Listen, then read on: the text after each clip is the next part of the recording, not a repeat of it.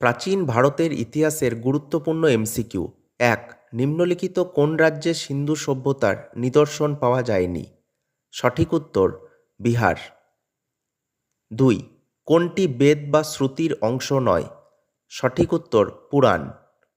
৩. নিম্নলিখিত কে পতঞ্জলির সমসাময়িক ছিলেন? সঠিক উত্তর পুষ্যমিত্র শুঙ্গ। ৪. পুষ্যমিত্র শুঙ্গ কাকে হত্যা করে মৌর্য সাম্রাজ্যের পতন ঘটান? সঠিক উত্তর বৃহদ্রথ। ৫. গুপ্ত বংশের প্রথম স্বাধীন শাসক কে ছিলেন? সঠিক উত্তর প্রথম চন্দ্রগুপ্ত। ৬. গৌতম বুদ্ধ কোথায় জন্মগ্রহণ করেন? সঠিক উত্তর লুম্বিনী। ৭. গায়ত্রী মন্ত্র কে রচনা করেন? সঠিক উত্তর বিশ্বামিত্র। ৮. কোশল মহাজনপদের রাজধানী কি? সঠিক উত্তর শ্রাবস্তী। ৯. বাংলায় পাল বংশের প্রতিষ্ঠাতা কে ছিলেন? সঠিক উত্তর গোপাল।